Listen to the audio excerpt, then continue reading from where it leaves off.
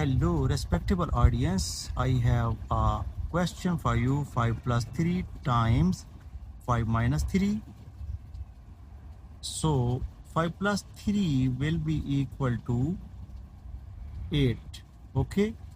Here is no symbol, so we will put multiplication sign, and 5 minus 2 will be equal to 5 minus 3 will be equal to 2. So 8 times 2 will be equal to 16 will be our answer, but this is not correct answer.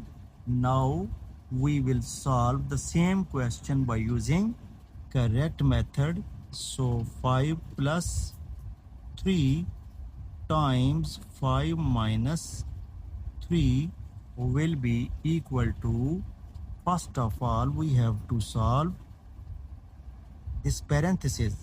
So 5 as it is plus 3 as it is, and 5 minus 3 we will get 2.